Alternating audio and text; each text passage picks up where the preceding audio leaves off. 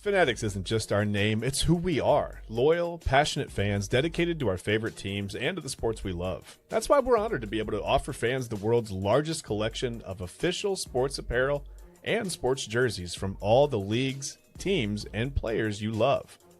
We feature a wide selection of gear from every league, including NFL, MLB, NBA, NHL, and NCAA merchandise, which allows us to serve fans of football, baseball, hockey, basketball, lacrosse, soccer, golf, and everything else that gets your heart pumping. Go to fanatics.com by using the QR code on your screen right now to celebrate your teams.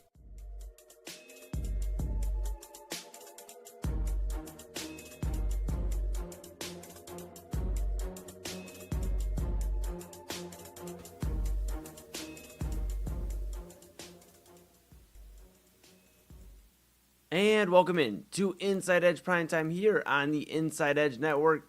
Chad Bryan to my right, your left. I am Eli Moon. This is a Thursday edition, or as we like to call our Friday here on Primetime here on the Inside Edge Network. We appreciate you tuning on in, and welcome in, everybody. It has been a beautiful day here in Cleveland, Ohio. As always, going to get a little rain in April and the spring and that, but Chad, I mean, what a beautiful day. 73, I believe, at one point. Tomorrow's going to be up to 75. I mean, we'll get a little rain probably here and there. I did hear the S word, that there might be some SNOW. I don't like to say it, but possibly coming early next week. But then, we're really getting to that time, and we talk about with baseball coming back. It feels good to be in the springtime, pal. How are you feeling? Yeah, I heard you say you didn't like to spell it, and I was like, well, sad news, friend. You just spelled it. But yeah, I know. I was like, no, I'm feeling pretty good, man. I'm always feeling pretty good on a warm day. It's like you said, it's our Friday. It really feels like a Friday. My kids are off school tomorrow, obviously. So it feels like a Friday all the way around. I will tell you that I had a weird thing happen today. This was odd. So I had to check. I was like, it's not Friday the 13th. No, it's Thursday the 2nd. It's nowhere close. I looked at the calendar. And then I'm like, well, what is the full moon fall? Is the full moon yesterday or is that today? So I was downstairs walking, through my house, and I heard a pretty loud metal clanging noise, right? It was loud. And no idea where it came from. It took me hours to figure out. Actually, my daughter saw I brought her home from school, and she was outside and looked under the car. She goes, what's under the car? I said, I don't know. What do you mean? She pointed or whatever. And I looked, and I dragged it out with a broom, and one of the rear coil springs on my wife's car just broke apart at the edge of it. The end of it broke and fell off. No idea. There were no symptoms. There was no rough ride. There was no sound. There was nothing. I don't know if maybe a pothole got us at some point during this winter, and it finally just corroded the rest of the way off of there after being cracked a little bit. I'm not really sure exactly what happened, but it was really bizarre, man. It was really, really weird. So that's it now.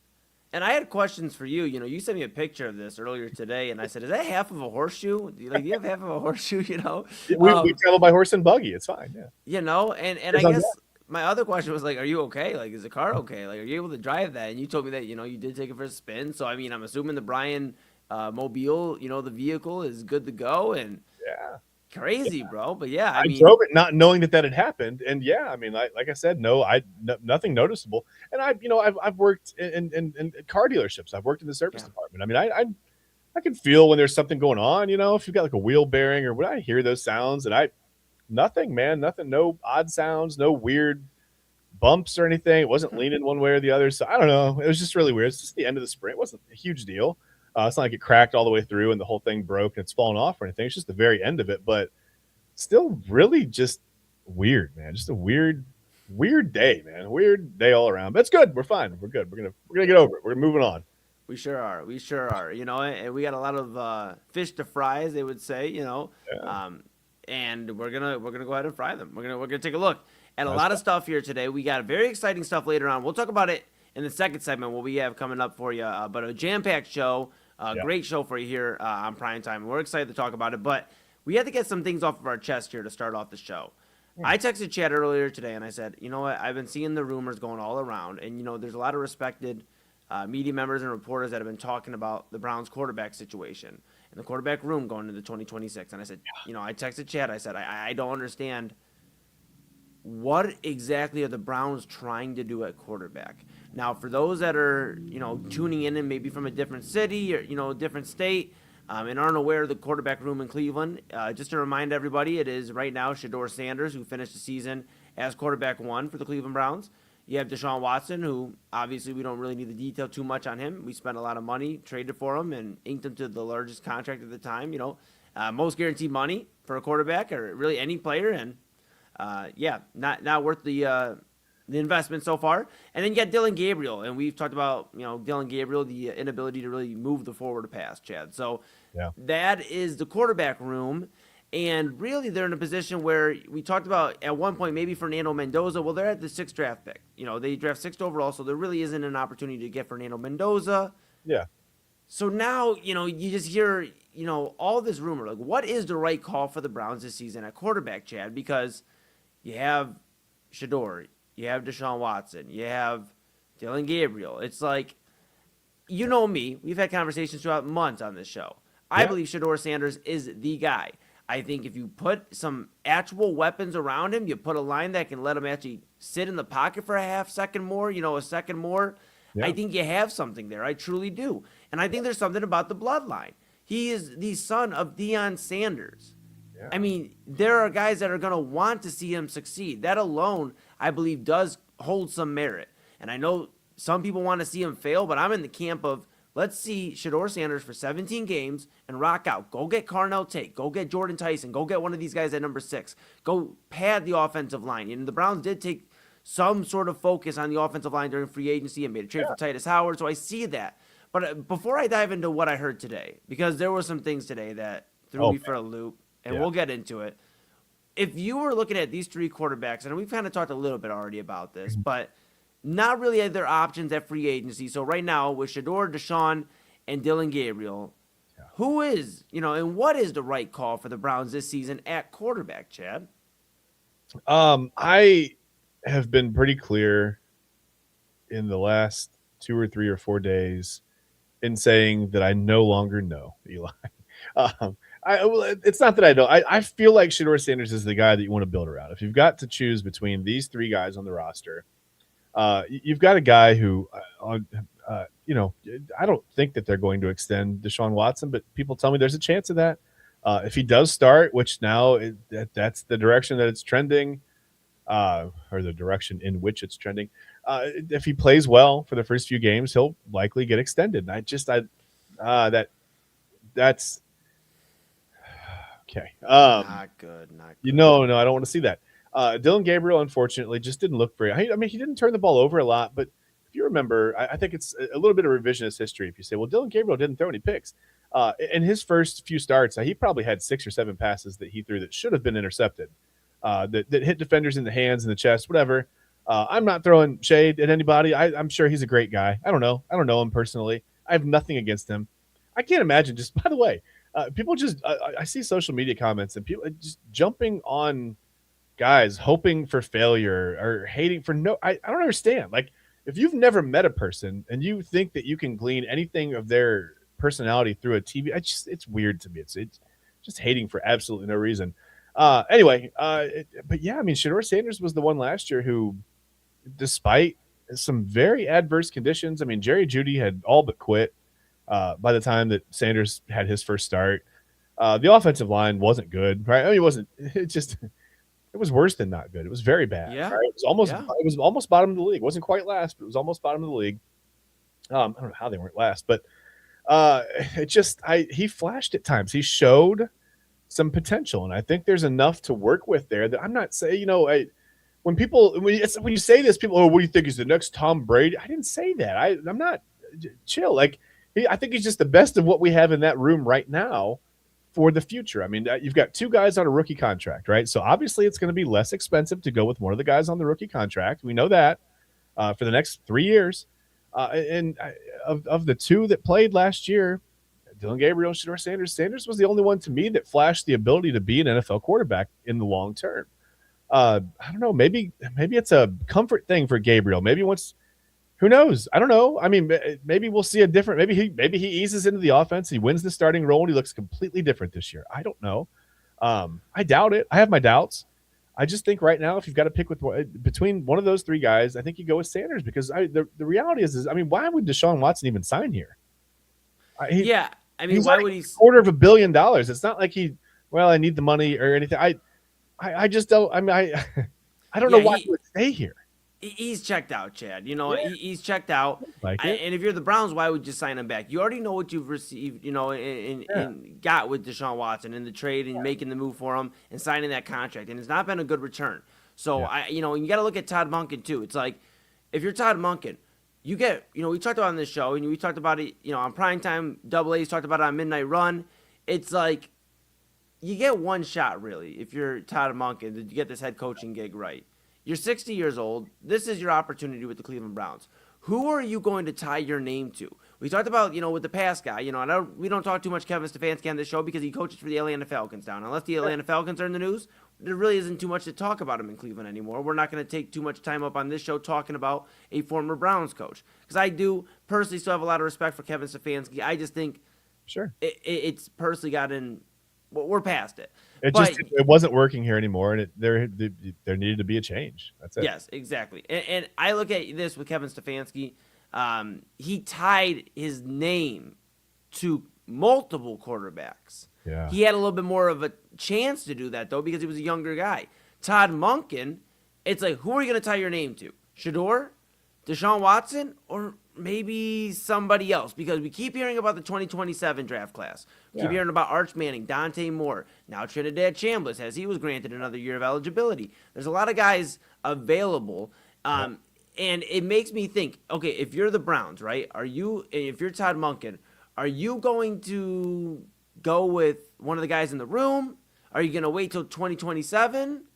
Or, you know, if, you know, in the idea of Nick Shook from NFL.com, who was over on 92.3 The Fan today, we have a clip courtesy of 92.3 The Fan. He has some thoughts on maybe another guy that we have shared some thoughts on how we feel. But I think it's time we kind of really dive into the prospect of this being a reality, Chad. So let's go ahead and pull that video up if you don't mind. Fair enough. Mendoza is far and away the guy. It's not a strong class at quarterback, but, and I know you guys already know this, you got to keep an eye on Ty Simpson and you got to keep an eye on Ty Simpson in Cleveland, and he's going to continue to gain steam as we get closer to the draft because people are starting to pick up on what I just picked up on in Indianapolis during the Combine. The Browns are in love with him, I think. I believe that they are fascinated by him. Obviously, the relationship with Todd Monken plays a part in that. I'm worried that they take him at 24, but I'm also probably, for their case, more worried that another team catches on and takes him before that. So don't be surprised if he ends up sneaking into the first round, even if I don't necessarily think he's quite a first-round talent. Chad. So that was courtesy of 92.3 The Fan. You saw Tom Withers there. So Andy Baskin in NFL.com, Nick Shook, him giving his thoughts on, obviously after the NFL Combine and the buzz. You know, we've heard Dan Orlovsky, we've heard other NFL media and reporters talking about Ty Simpson. And let me be clear, Chad. Ty Simpson's not a bad guy. At least we don't hear anything bad about Ty Simpson. No, doesn't seem like he's a bad guy. In fact, you know, he did some good things at Alabama. You know, got him to the playoffs. He had some big games. I mean, he wasn't bad. No, he wasn't bad, but he wasn't great down the stretch. And I think that some of the things that you would have wanted to see from him in some of their biggest games, you didn't. You know, he just his production. Their last 5 games of the season, I think he went from like 9.8 yards per attempt to like 5.4. And I know, I get it. As the season goes on, you're playing, and you know, whatever you're moving to playoff games, and they played Indiana, and Indiana was kind of a juggernaut this year, weirdly, but they were, and they had a really strong defense. I mean, they showed you that when they played Ohio State. But I don't know. That's one example. I mean, like I said, it almost cut in half, like the yards per attempt, right? That's terrifying because I, as you know, and as I'm sure everyone who's watching knows, the competition doesn't get less intense in the NFL, right? The windows in which to throw don't get bigger.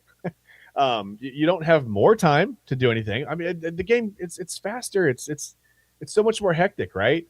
And when things really turned up at the end of the season, his decision making sort of he didn't make the worst decisions. Okay, I just don't know if he made decisions and made plays that make him worthy of the 6th overall pick. And I don't think, listen, Nick Shook, he said a couple things in that interview that just, if people start to catch on that the Browns are in love with Ty Simpson, they're going to come and swoop him away. Who would want to swoop any quarter? Let the quarterback go to Cleveland. They're not, I mean, the perception around the league has to be like, they're not going to do anything with him anyway. I mean, it doesn't matter. Let them take every quarterback in the draft. It doesn't matter, right? They haven't developed a quarterback since 1986. I mean, what? Yes, that's the thing, Chad. And not to interrupt you, my friend, but the thing that drives me crazy is everything you just absolutely, drove home points on. Ty Simpson, when it came to playing his peers, to Fernando Mendoza in the playoffs and playing these big-time matchups, he really shrunk at times. And that's a reality. And I know Ryan Williams isn't the, glamored pick that he was, maybe a year and a half ago. Yeah. But he's still a stud at receiver. And they have a lot of stars at Alabama. I mean, they breed football talent. So I'm not going to sit here and say this was all Ty Simpson. And I get he wasn't a Saban guy per se because Kalen DeBoer led him. But I just am not a fan of reaching for Ty Simpson where you look at some of these other mock drafts. Matt Miller, I believe, has him in the second round, the first pick in the second round to the Jets. And I'm here we're having to be convinced, like I said, and this is, I heard this over, like I said, we heard it courtesy of 92.3 The Fan, Nick Shook talking about this. It drove me crazy because I'm like, all respect to Nick Shook, why would the Browns reach for a guy that could be there in the second round? It smells like when the Browns reached for Dillon Gabriel this past draft and grabbed him higher than he would have been. I just don't get it. And it kind of brings me back to what I was saying before we played the video, Chad. And we'll pull it up here because that's the question I have. Are the Cleveland Browns seriously considering drafting Ty Simpson? Because if you're Todd Monken, okay, I asked if you're going to tie yourself to one of these guys in the room, Shedeur, Deshaun, or Dillon Gabriel. Or are you going to go in 2027? Is that your plan? Just whoever this year, and then hopefully Arch Manning or Dante Moore, Trinidad Chambliss, one of those guys coming out of college, or whoever emerges as another stud. Indiana, I know they have, the TCU transfer. I believe it's Josh Hoover, so we'll see about that as well. Curt Cignetti has some interesting words about him today, so we'll see that. I just think with everything here, I just can't believe that Todd Monken would be like, this is who I'm going to tie my future to. Yeah. Ty Simpson, a guy that we could grab in the second round, but we're going to go up and grab him at number 6. Just in case somebody starts to get the win that we might like him, they might take him away from us. If you're Todd Monken, you might as well say, this has got to work. I am an offensive guru. This is how the Browns are bringing me in because I've had the number 1 offense before in Baltimore. Yeah. So now if you're Todd Monken and you tie your name to Ty Simpson, that you better hope it works. That's all I'm going to say. You better hope it works because there is no second chance. You don't get to see 2027, and you don't get that opportunity to go draft Arch Manning or Dante Moore or Chambliss, one of these guys, because you have the Ty Simpson experiment. Yeah. And I guess it goes back to everything we're talking about here. If you want to experiment, if you want to see if you can grow a quarterback, help a quarterback become one of those guys in the league that we look at and go, I want that guy on my team, the Matthew Staffords of the world, the Tom Brady's of the world. I know that's a big ask, but even just a huge one, some of these guys that are stars. That's what the Browns want. We have never had that. We thought we had that for a moment, Baker Mayfield, and we can talk about that on a different show because that we have all the time in the world to talk about that now. That's beating a dead horse at this point. It sure is. I think if you're Todd Monken, if you're the Browns, why wouldn't you just invest in the experiment you already have? Shedeur Sanders, who was being talked about as a top 2 pick at one point during the draft conversation last year. He is a guy that you got in the 5th round. You have him on a lower paying salary right now. Yeah. You could find out if you can really get this thing to roll and get this rebuild going the right way. Or you reset the clock. That's fine. You want to reset the clock with Ty Simpson. That's okay. It just better work out because this is it for Andrew Berry. It doesn't matter how many Mason Graham picks you land or Carson Schwessinger's, or it doesn't matter if you nail every other pick in this draft if you're Andrew Berry, Chad.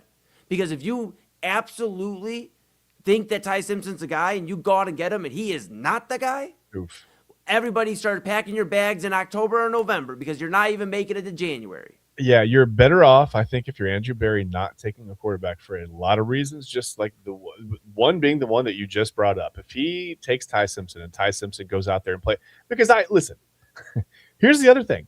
I know that a couple other, local, whatever, Browns beat right, whatever, I've heard it, it's, hey, if they take Ty Simpson, it's not necessarily the end of Shedeur Sanders in Cleveland.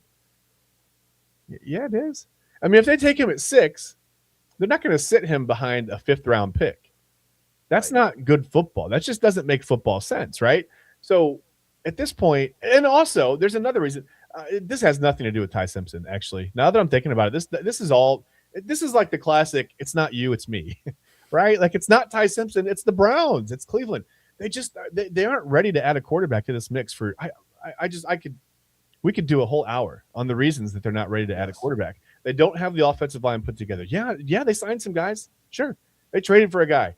They did some things. They're probably going to draft a guy. That does not mean they have the offensive line put together. They don't have a wide receiver 1. They may draft a guy. That does not mean they have a wide receiver 1. They've drafted plenty of wide receivers throughout the years. We can name them. We can start Braylon Edwards, Corey Holman. We can name them. They never became a wide receiver 1, right? Why would you want to have a quarterback room with 2 second-year guys, a rookie, and a guy who's made a $250 million playing 19 games? It's what a mess. I just stick with what you've got. Listen. I never wanted any of these guys, but you'd be better off adding a Russell Wilson or a Tua Tagovailoa or somebody like that to this quarterback room who can come in and mentor one of these second-year guys for a year or 2, whatever it is, maybe just a year. Show them the ropes, teach them how to prepare at the NFL level or whatever. Because listen, Tua hasn't always had the results. He's had some injuries, but he knows how to prepare. I mean, he's a decent quarterback when it comes to that kind of thing. Russell Wilson knows how to prepare. His personality is a little whatever, but these guys know how to prepare as an NFL quarterback. They could show Shedeur Sanders, Dylan Gabriel, and if they pick up anything, if they learn anything, then you've got them still for a couple years under a rookie contract. Deshaun Watson is gone. You can draft a guy, you can take a flyer on a guy in 2027, and it doesn't become so urgent. Also, the last reason is if we take a guy at 6, how soon is it if they start 1-2, 0-3, 1-3 before fans start demanding Ty Simpson or whoever it is get out there and play? And then you've got a quarterback who's probably not ready, started 15 games in college, who has seemingly, I don't want to say shrunk, but yeah, he's shrunken against the big competition. Again, the 9.8 yards per attempt down to 5.4 against any kind of real competition at the end of the season. That scares me. That scares the hell out of me. And I just for all those reasons, and there are many more, the Browns just aren't ready to add a quarterback to this quarterback room right now of that significance. If you're going to bring a guy on a 1-year deal, which it's too late for all those guys that I mentioned, but I'm just saying if they were going to do it, it should have been one of those guys. I'm not saying that we're still going to go out and start, you can't do that anymore, but that would have been the move if that's what you wanted to do.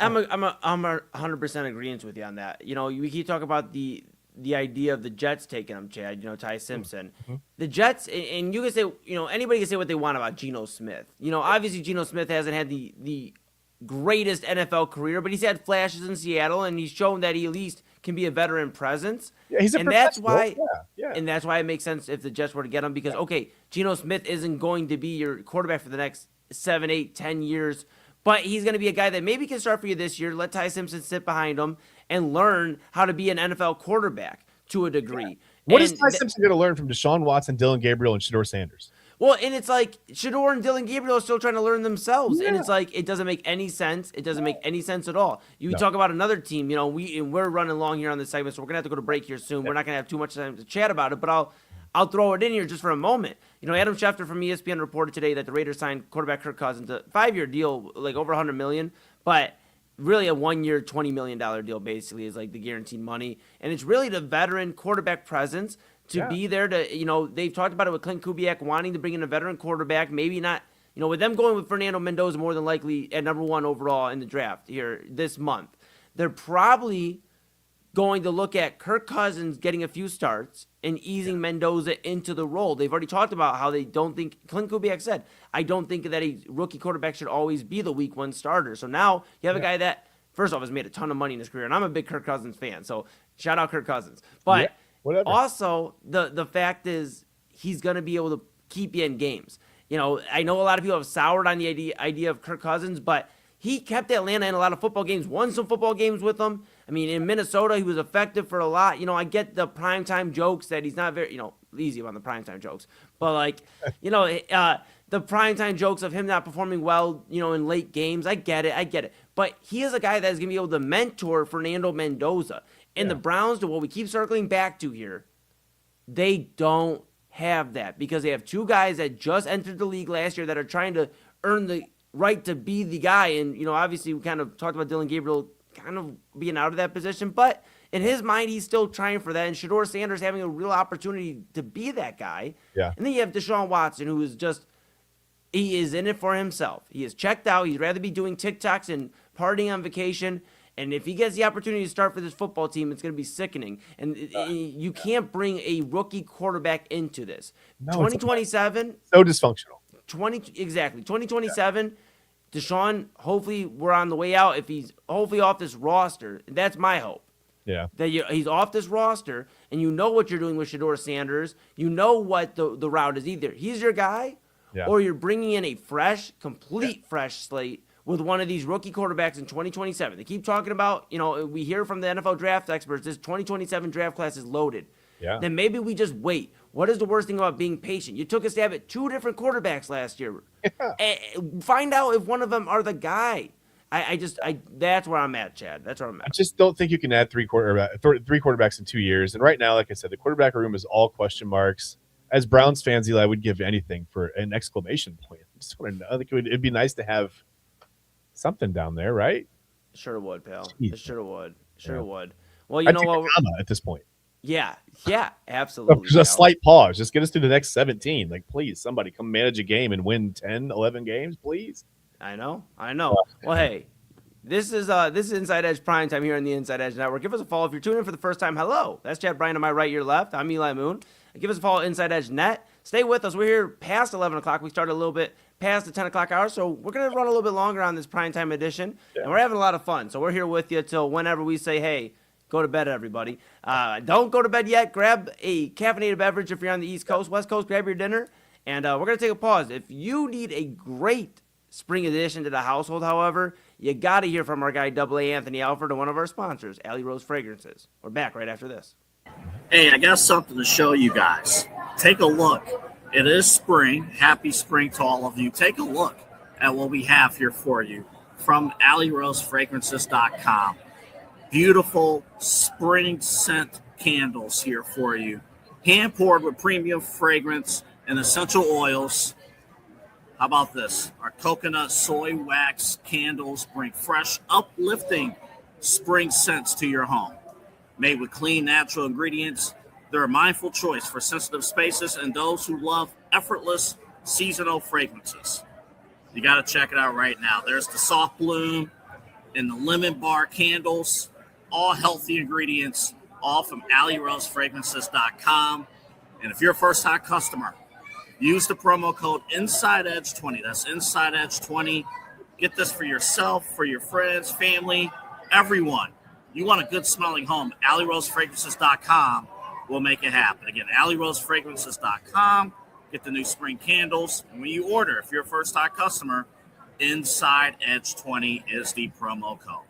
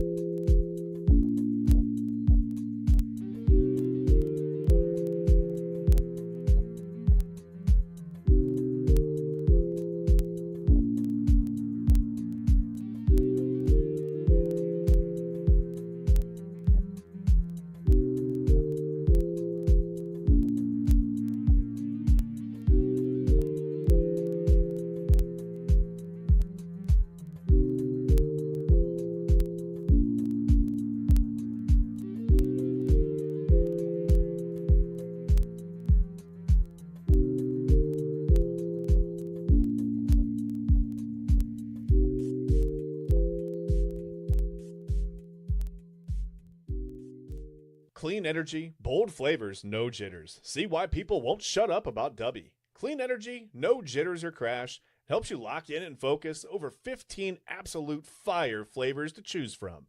Visit Dubby.gg and use promo code InsideEdge10.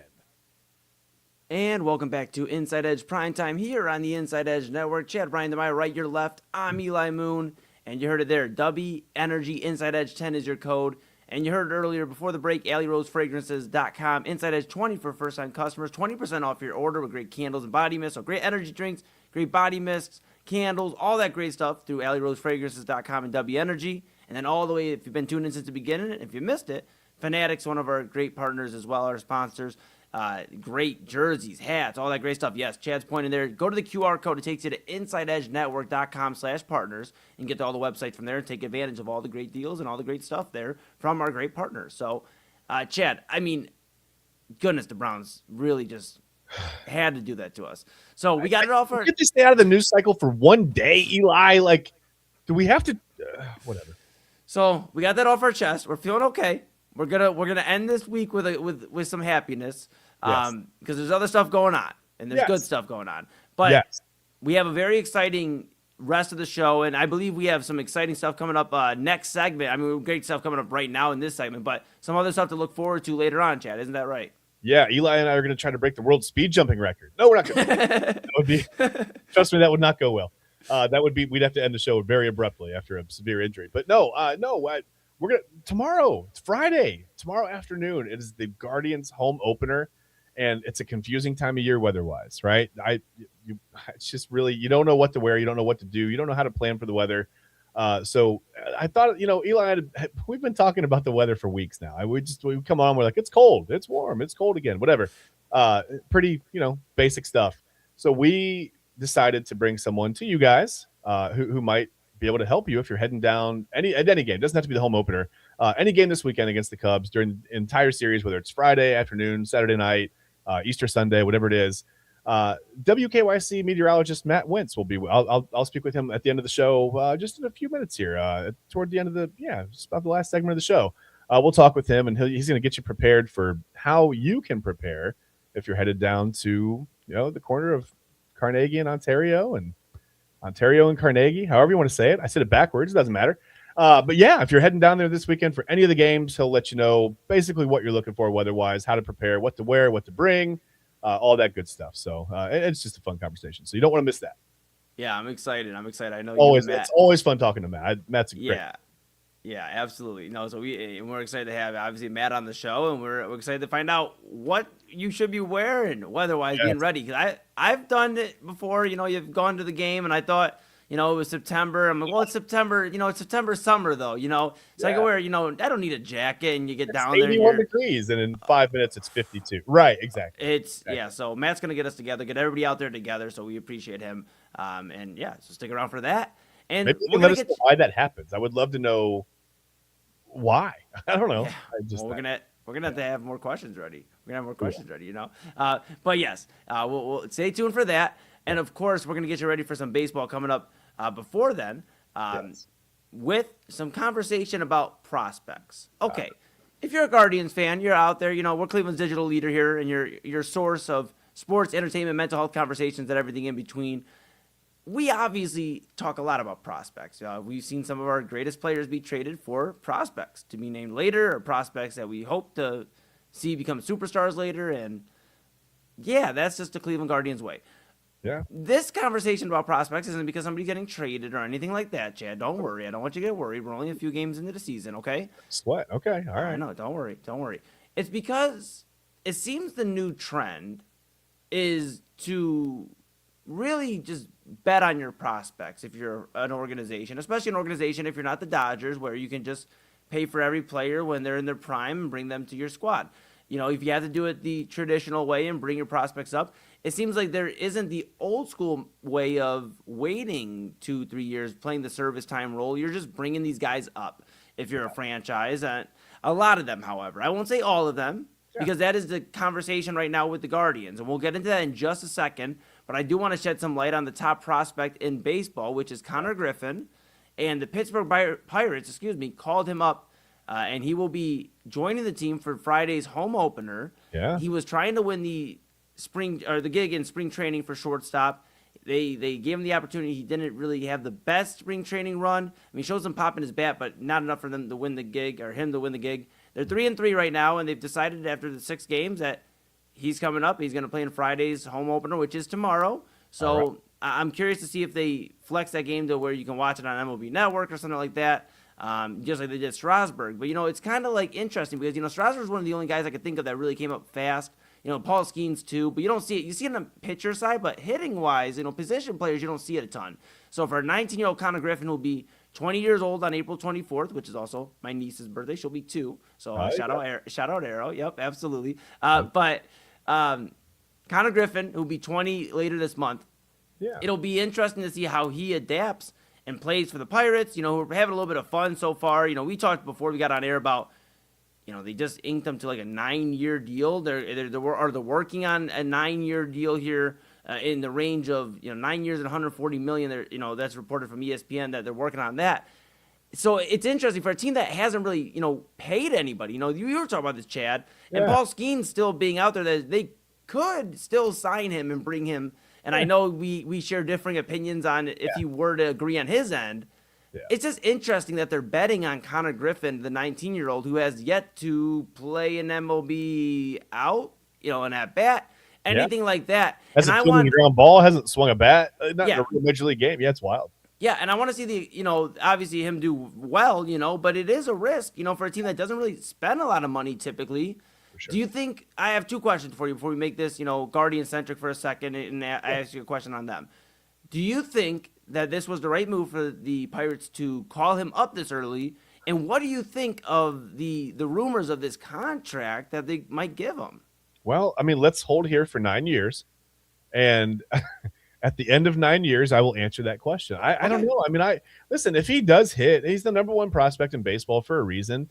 But it's baseball is it's such a, and we've clean. That's a new word.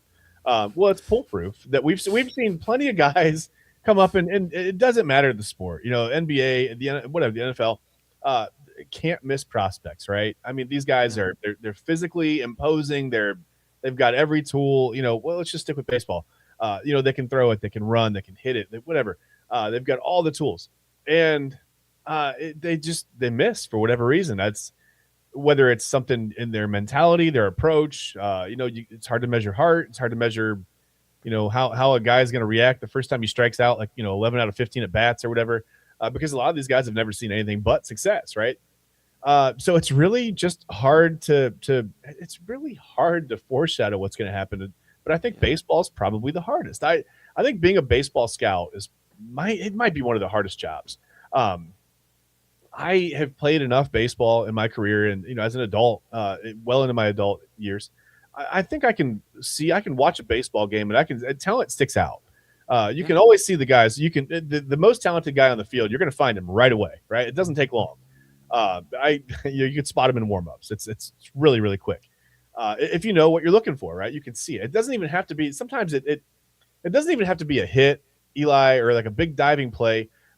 For example, we were a long time ago. My wife and I were watching Ohio State. We were watching Ohio State baseball. We were watching college baseball, and they had a center fielder that there was a fly ball, and it was just like the way he deked the runner into looking like the ball, whatever. He just made a couple of plays. He hit the cut like really perfectly, and I was like, man, that was like 2 really good plays in a row. It was like, I wonder who that guy is. Like that clearly to me was the best player on the field, and it was just 2 really minimal plays. And I looked him up. I don't remember his name, but at the time he was a true freshman. He was the first freshman to start in center field for Ohio State since like the 1960s, and he was from Mayfield. He's up here in Northeast Ohio. He was a high school All-American, and I was like, yeah, it stuck out. I mean, it immediately, like a sore thumb, the talent stuck out, right? So you can see the talent. You can see when a guy has, but that doesn't mean guys are going to hit. That doesn't mean guys are going to do what it takes to have a 12, 15-year major league career, right? It doesn't always pan out that way. Injuries happen, which, that's beyond a player's control. You can't do anything about that. But all kinds of things can happen between now and then. So it's odd to me. I feel like this is like this newest trend. It's only been happening this year, right? Since we've known about the lockout on December 1st. So let me ask you this. Let's flip it around on the owners. What do these owners know what's coming down the pike on December 1st during this whole lockout, during all these discussions? Why are they locking these guys up so soon? Like, what's going to happen? Why is there this urgency to lock up all these 18, 19, 20-year-olds to these decade-long deals? Why is that happening now? Yeah. Is it talent? Is it panic? Is it fear? Is it is there something coming down the pike where they go, hey, we're going to lose control of these guys. We're not going to be able to sign them. We got to. I don't know. It's just I'm not really sure. I can't. It's hard to. It's hard to put my finger on it. It's very interesting, and the only other thing I can think of is maybe this is the Pirates ownership going, you know what, you guys have got on us as fans. We haven't paid nobody. You guys have been excited about this top prospect, just like we in Cleveland were excited about Travis Bazzana. Yeah.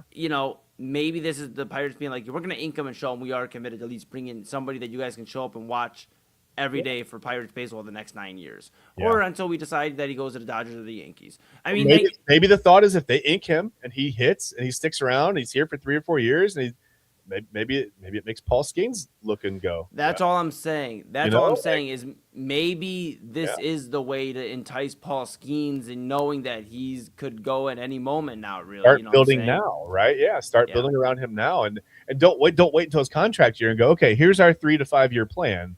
Well, you've already wasted 5 years of his career, 6 years. Right. That's too long at that point. So yeah, maybe that's all it is, Eli. Maybe they're just banking on Konnor Griffin to help pull Paul Skeens into the mix. And I mean, I've heard no inkling of any rumblings at all of any contract talks with Paul Skeens and the Pirates. So my assumption is he's just waiting to get his payday, and it's probably not going to come from Pittsburgh, and that's okay. He's more than it's his career. He can do whatever he wants, but it's just, I don't know. Maybe this is that. Maybe that's all it is. Maybe I'm just reading too much into it, but it just feels like some of these owners are like these are panic signings before the lockout. I don't know why, but we'll see. Yeah, I'm interested. It seems like Paul Skeens a little happy there in Pittsburgh. I saw him in an interview earlier. It seems like he's happy, the camaraderie. Yeah. He's excited. I believe he is pitching in the home opener, I believe. So I got to, confirm that. I'll confirm that during the break. But I believe he's pitching during the home opener. But at least during that home series, you'll get to see, I believe, Paul Skeens if you're a Pirates fan. So that'll be interesting in itself. So with that being said, before we get the break, like I said, we are having a ball. Time is getting away from us. I want to ask you this about on the Guardians front. Is it time for Travis Bazzana to be called up by the Cleveland Guardians? Because I know we talk about the 50-game sample size. I told you I feel like with players, maybe we have a little bit of a smaller sample size. I think team-wide, yes, like 50 games in, 50, 60 games in, okay, what is this team going to be?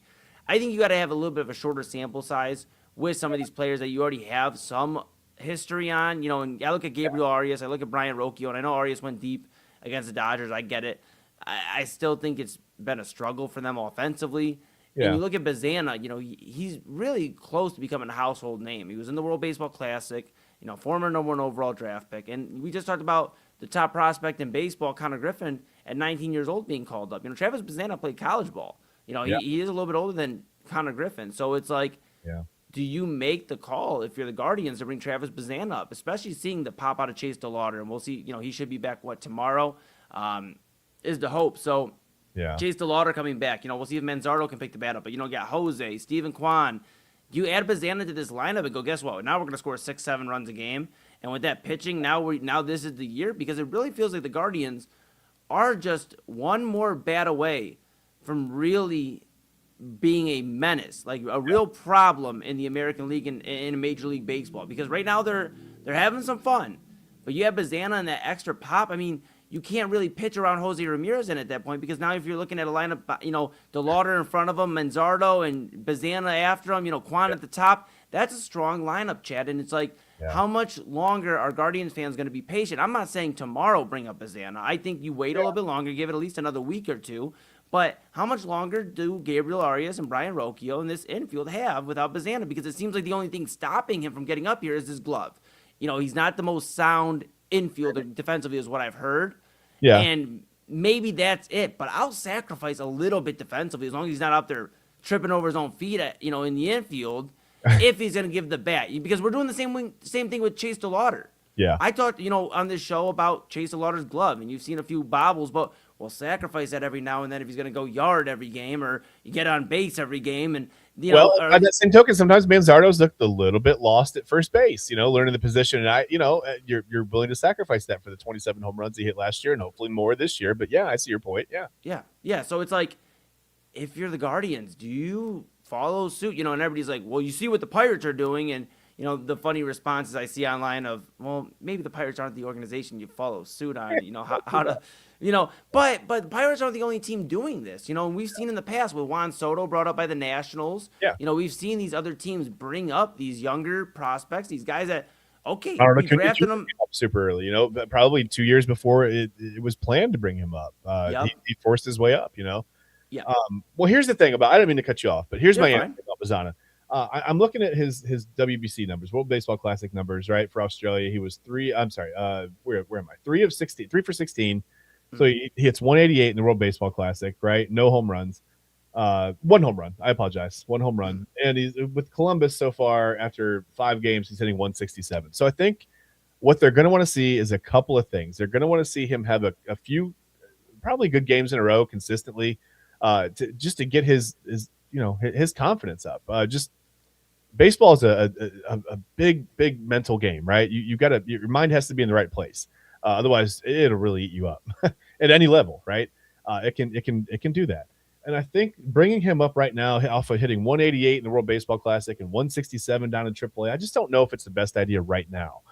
They want to get him up here sooner than later, but I think they want to see him have some sustained success to bring him up on a little bit of a wave, I guess, a wave of confidence and just maybe a hot bat, whatever it is, and then you can overlook the glove. But if you bring him up and he hits 125, over his first 5-6 starts or whatever at the major league level, and he's playing average to below average defense, well, now you just wasted an option. You're going to have to send him back down, and you're just in a tough spot. Not that he's got the 3 options, but man, you really want to bring up. He's the number 1 overall pick, right? You want to bring him up and you want him to make an impact right away. So you want to see him start making that impact in AAA. Make sure he's healthy. Make sure he's good with the glove. Make sure he's good with the bat. Make sure he's okay mentally. Then I think you want to call him up. But I think you've got to take care of all that first with Bazzana. Make sure he's moving in the right direction and that he's having some consistent success. And then we want to see him in Cleveland. But I don't want to see him come up here and struggle. Listen, especially a hitter. I think a pitcher you can get over. If you come up and get hit once, whatever. It's happened to everybody at every level. It happens. But as far as a hitter, you can really get inside your head. If you come up and have 12, 15 at-bats over 3, 4, 5 games and strike out 10, 12 times, it's going to mess with you a little bit. You know what I mean? So I think they just want to see him have that sustained success before they bring him up. Yeah, and I don't think the Guardians are expecting him to be a 300 batting average, guy. He's more for the pop in his bat, but I get what you're saying. I did look at his numbers. He batted, I believe it was in 51 games he played in with Akron last year, Double-A Akron. He had a 256 batting average. He had 5 home runs. So, I get what you're saying. Maybe just a little bit more pop, but the excitement's there, Chad, and it's like, man, we see everybody else bringing up their top prospects. You want to join in on the fun, man. Yeah, you want to join in on the fun, but you don't want to see him come up and struggle mightily. You want to see him come up and have success. So you're right, but the one thing with the Guardians, and I will, this is something to note. It seems like they just don't have the best read on their offensive prospects. Sometimes they don't know when to bring them up, and sometimes they don't know when to say, okay, this isn't working out. Yeah, and they really haven't developed them over time. It's been all pitching. They do a great job with starting pitching, and even the bullpen guys. But hitting has been a little bit hit or miss when it comes to development. Yeah, so we'll keep an eye on that, pal. Another thing we'll keep an eye on. Intended there, hit or miss. That wasn't. Hey, I know. I see what you did there. All right. We'll also keep an eye on is the weather. And yes, it's going to be a home opener here for the Guardians against the Chicago Cubs this weekend at Progressive Field. Very excited. Did you get your tickets? Hopefully you did. Chad's going to sit down with WKYC's Matt Wintz, go over the weather, how to be prepared for this weekend, all that great stuff for the Guardians and Chicago Cubs this weekend at Progressive Field for Easter weekend. So we're going to take a quick pause when we come back. Sit back and relax, listen to Chad and Matt Wintz, and then we'll come back and we'll regroup for our final thoughts here to put a bow on this week of Inside Edge Primetime here on the Inside Edge Network. But that's Chad Bryan to my right, your left. I am Eli Moon, and we'll be right back after this.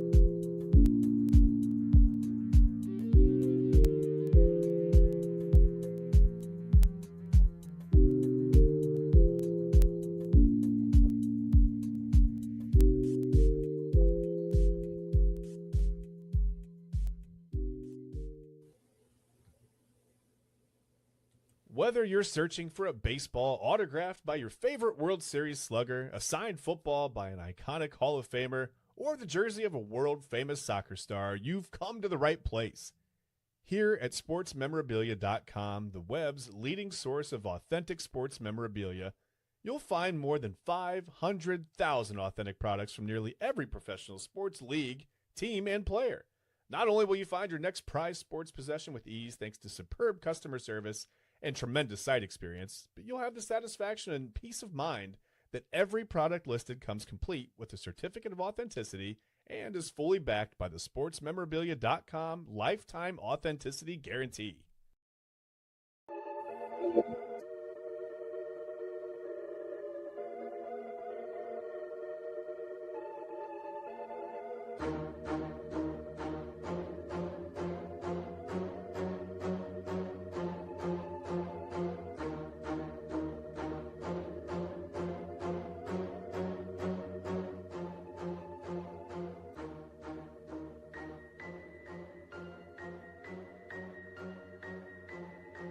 And welcome back to Inside Edge Primetime on the Inside Edge Network.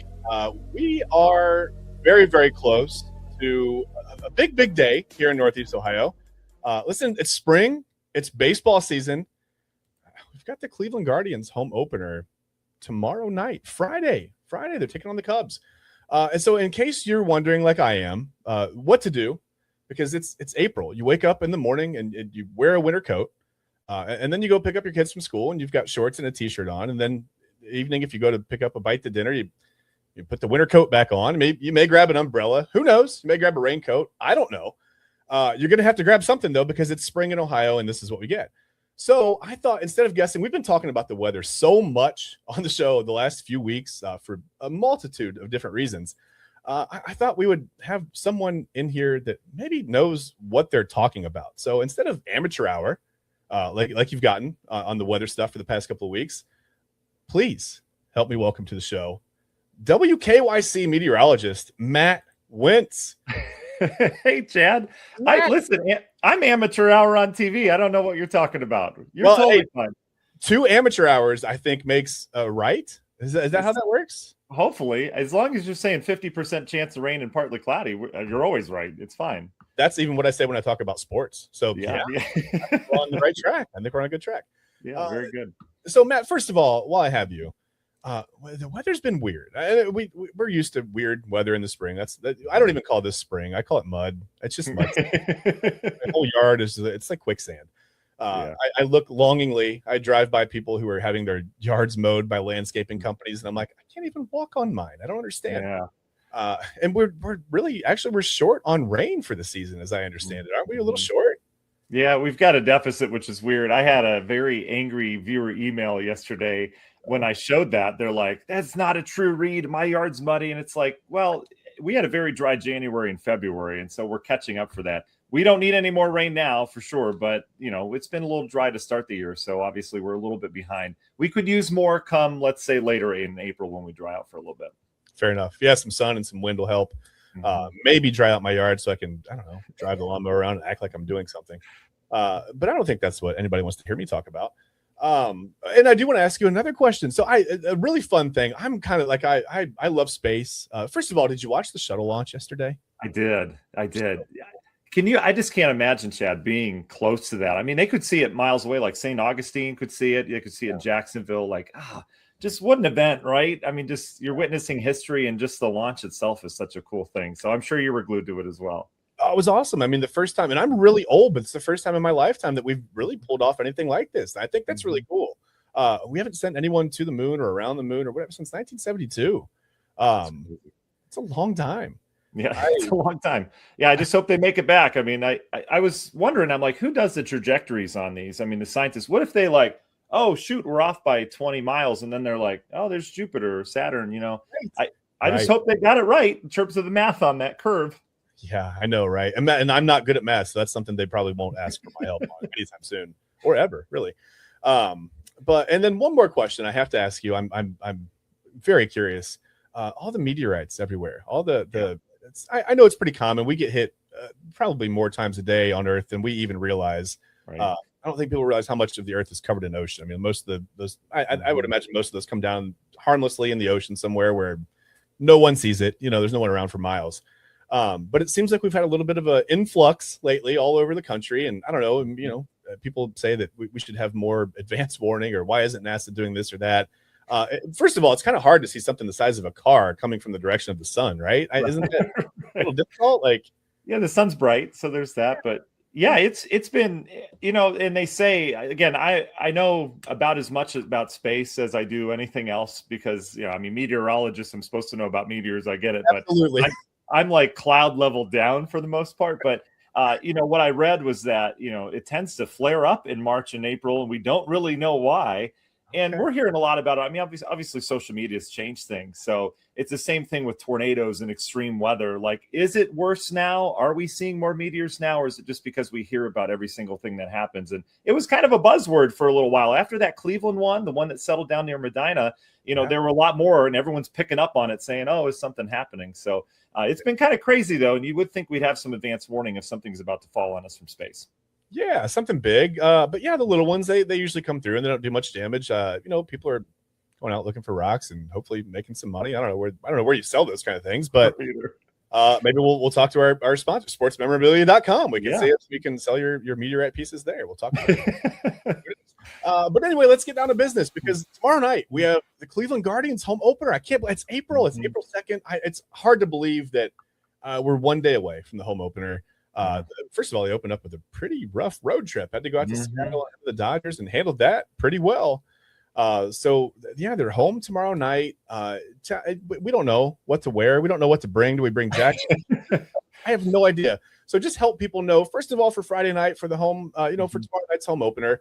And then just for Saturday and Sunday, what's the weather looking like for the weekend? Yeah. So, if you would have told me that the Guards were going to be anything better than 0-6 coming home after looking at that schedule, I would have been happy with it. But yeah, they've really done well so far. And it's early in the season, obviously a long season. You have a long season to talk about it as well. But in terms of the forecast tomorrow, so it's interesting. So there's a lot of activities going on pregame. Obviously, they've got the parade that goes across the bridge, which is coming in from Ohio City. That's super cool. Slider and the hot dogs are going to be a part of that. We'll be going live, obviously, in the morning. Our WKYC team's doing the morning show at Progressive Field. So that'll just get the energy going for the day. So a lot going on pregame. And the way I want to bring this up is the fact that we are going to have rain around in the morning. What we're watching on radar here tonight, you can see it if you check right now, there's going to be severe weather out towards Chicago and tornadoes and all sorts of action out there. That is going to slide in here as we get into the morning hours. We're not going to get the tornado stuff, though. We'll just have leftover rain from that. So it's going to be rainy tomorrow morning, and it may be rainy up through that morning rush hour into the 8, 9, 10 o'clock hour. And we're all going to say, man, are the Guards going to get this game in or not? They will, because that front's going to wash out over us. Temperatures are going to be really mild. It's going to feel like summer tonight and tomorrow as well. We'll start probably in the upper 60s like we would on a summer day. And that rain will fade, and we'll likely go to sunshine with some clouds. And we'll see some pop-up showers and downpours during the afternoon. I feel like most of them are going to stay away from the ballpark around 4 o'clock, obviously first pitch. So we'll be dealing with some downpours perhaps down to the south. But I do feel like we stay dry for the game. Temperatures, though, are interesting, Chad, because they come down. Anytime we have a very light wind this time of year, which we'll have tomorrow, the wind will be very light. The cold air out over the lake, let's get geeky. It's heavy and dense, and it likes to expand, and that's what we call the lake breeze. And so it's going to be a light wind tomorrow. We'll likely get up near 75 or so at the ballpark pregame, but once the game starts or a little bit before, that lake breeze boundary will come in. So you're going to want the jacket because temps will go from the 70s to the 60s to the 50s for much of the game, right at the ballpark. But as you drive south down 77, you're right back to the 70s. But I do feel like we'll be dry. There will be some showers around, but I'm not too worried about getting that game in. I think they'll do it just fine. Okay, great. I love Northeast Ohio weather. First of all, I'm down to get geeky anytime. Like, I love that. Awesome. I've been at I've definitely been down there before at the stadium at a game when the sun's beating down. You're like, wow, it's really hot. And 3 innings later, it's very cold. It's like, let's go home or go stand somewhere and undercover. So that's I even remember games where you go and it's hot and then it gets cold and then it gets hot and it gets cold again, where that boundary just sits right over the ballpark. It's crazy. It's just crazy how that happens. That's crazy. And it's funny to me when people get upset about, a little bit of a change in the weather for how do you predict that? I mean, like, how do you Right. really like? That's amazing to me that you even know what you're talking about. Like I said, we've been doing amateur hour for the last couple of weeks. Going, it's cold, it's warm, it's cold. We don't know. You know what I mean? I don't know. Crazy. Yeah, I don't know. Yeah, March was a crazy month. We're used to ups and downs. You're from Northeast Ohio, so you get it. But it was a lot more up and downy than a lot of Marches have been with just crazy temperature extremes. But this weekend, you did ask about Saturday, Sunday. So Saturday's game is in the evening. That game looks warm, but we'll be watching a line of showers and storms in from the west. That's going to be a cold front. So it's going to be tough to get that game in if that rain arrives any sooner. I have a feeling we're going to have storms around. And then Sunday for Easter, we're cooler. That's an afternoon game. Overall, we'll have temps in the 40s, but we'll be dry for Easter Sunday behind that front. So kind of cold on Sunday. The baseball that we're used to here, kicking off home opening series here in Cleveland. That's it. The baseball that we're used to. You never know. Sometimes we get snow. One year they had to go to Milwaukee to get a few home games in. Really weird. That was a bizarre Who goes to Milwaukee to get a home game, and it's not even Milwaukee wants to do. No, I'm kidding. No, yeah, that was a really weird season. But yeah, I'm glad I asked. And I think now everyone has a better idea. If you're going to a game Friday, if you're going Saturday, if you're going to go on Easter Sunday, you know what apparel to wear and what to bring. And maybe sometimes people bring a cooler with something if you can get that in. Whatever. I bring a cooler of clothes. I don't really know. Like, you're going to have to be prepared for a little bit of everything. At least it's not going to snow. It sounds like we're free from snow, right?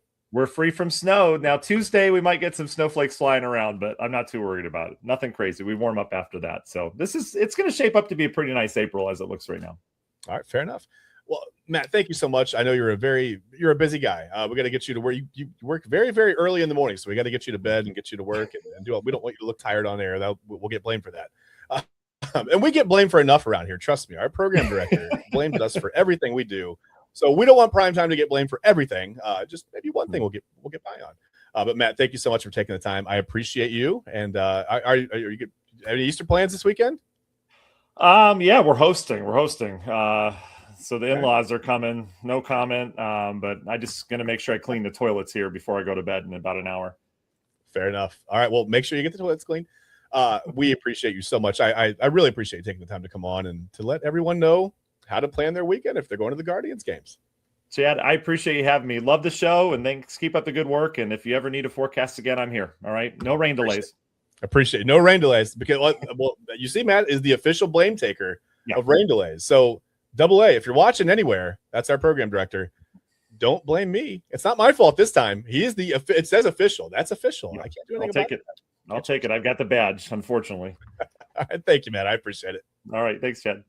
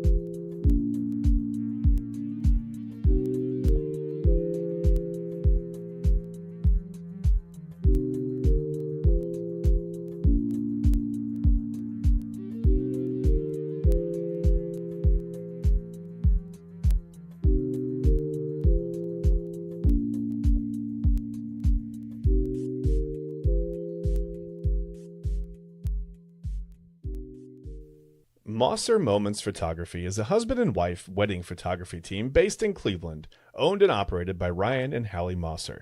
For the past 10 years, they've captured more than 100 weddings across Northeast Ohio and beyond, always working together as a true two-person team.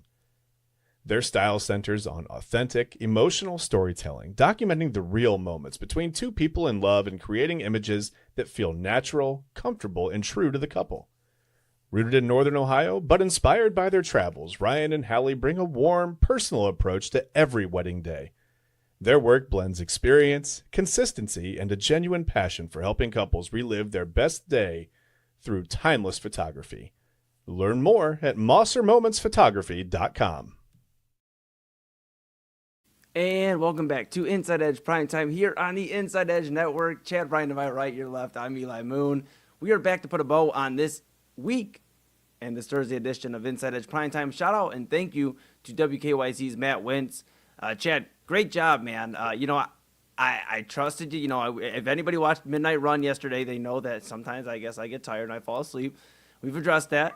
So I trusted you with this, you know, and you did a great job, pal. Great job. And thank you to Matt for giving us some insight on the weather. Yeah, absolutely. Of course, we appreciate Matt Wintz. And I appreciate you. I didn't know if you were going to make it back. I was like, man, this is dangerous. Getting him off the screen this could be a whole nother messy situation. I had Double A on standby over here just in case you took a little moony nap. I didn't know what was going to happen, but we're good. You made it back, and we're here. We're here together. Yes, we're together once again. We're all good. We sure are. We sure are. And we're going to put a bow on this Thursday edition of Inside Edge Primetime. Thanks to everybody out there tuning in and staying locked in here with us. We're giving you a little bit extra prime time here, but more to come on that too. We'll talk about that a little bit later on in the coming weeks. But let's put our final thoughts on this thing here. Chad, would you like to go first to give your final thoughts on this Thursday edition of Inside Edge Primetime? Yeah, listen, it's Easter weekend. A lot of people are going to be I know a lot of you watching are going to be traveling. Your family's going to be traveling to you. Either way, just a reminder to everyone to stay safe, right? Slow down and get there. You'll get there, right? Like, there's no need to hurry, right? Just take your time. Drive safely. I don't know if you're going to be driving through rain or anything else over the weekend. Seems like it's going to be a little bit spotty here and there. So definitely be safe. If you can get down to the Guardians games, any of them, the home opener is always fun. That's always a great atmosphere. I mean, you heard Matt, they got the parade coming across the bridge in the morning. You know, they got the slider and the hot dogs, everything else. So if you want to go down there and be a part of that, that'll be awesome. Maybe you can jump on WKYC. You can be in the background of their shot in the morning. You can go, hey, I know that guy. I saw him on Inside Edge Primetime. Yep. You know, you can yell, good job, Matt. But yeah, I listen. Just the important thing is, I guess, just enjoy the time with your family, right? Be safe and have a really good weekend and go Guardians. Absolutely, pal. I love it. I love it. Go Guardians. And you know what? I will be producing Real Talk with Papa Moon this Saturday at 5 p.m., but I won't be in front of the camera, so this will be my last time until early next week being on air, and by that point, it'll be my little brother's birthday, so I want to take the time now to wish my little brother Austin a happy early 24th birthday. He'll be 24 on the 5th, which is Easter this Sunday. Wow. We're going to be traveling down to Columbus, the whole fam, and we're going to go see my little brother. I'm very proud of him. He is over at Ohio State, crushing it, just doing a great job. I mean, the kid's never finished below the dean's list. I mean, he's just a very intelligent, outgoing human being, and I'm very proud to call him my little brother. Though he's growing up right before our eyes. So I'm very proud, and I want to say happy early birthday to my little brother Austin. I love you, and we'll see you in Columbus this weekend, man, for Easter, for your birthday, for everything, and very excited about that. So I hope everybody enjoys their weekend. Like Chad said, really just cherish the time with your family, your loved ones, whoever that is. Just be around them and really just be happy. We got one life. Just be happy. The sun's starting to come back out again. It is that time. It's the busy season. So, just get excited. If you get a chance to go out and see the Guardians this weekend, enjoy the Guards, be safe. And, so with all that being said, Chad, it has been a fun week, pal. It has been a fun week. We've had a heck of a week, and we're going to do it all again next week. So with that being said, make sure you tune into Inside Edge Network. If this is your first time, thank you for tuning in. Give us a follow, Inside Edge Net. If you are not new here, you know the drill, but we're here Monday through Thursday, 10 to 11 p.m. here on the Inside Edge Network. Of course, Monday through Wednesday after us, Midnight Run with Anthony Alford from 12 to 1 a.m. So a lot of great stuff here, and a lot of great programming throughout the week. Chad will be with you this weekend. It will be the Illegal Formation and Sunday Sports Show. Oh, well, I think we're taking the Easter weekend off, actually. That's fair. That's yeah, fair. everybody, logistics were tough. If something happens, if something really big happens, if the Browns pre-announce that they've traded for the number 1 pick in the draft, and they're going to take, I don't know, who knows, Diego Pavia or something with another pick. Just kidding. Don't speak that into existence. No, but if something big happens, sports-wise, news-wise, whatever, TK and I are going to try to jump on Saturday night and do a quick impromptu live, quick version of well, we always do it live, but I guess an urgent version of Illegal Formation. Otherwise, too many logistics this weekend for everybody. It's a holiday weekend, so I think we're going to have the weekend off. So I think the next time that you'll see programming, if all stays calm over the weekend, is main event. Is that right? Yeah, we're gonna see what's going on. I'm glad you mentioned something, because with Easter, we're gonna have to check in with the fellas. Yeah. But I do know we will have at least Saturday at 5 p.m. Real Talk with Papa Moon. A really, really cool episode. He's on a different location, different set.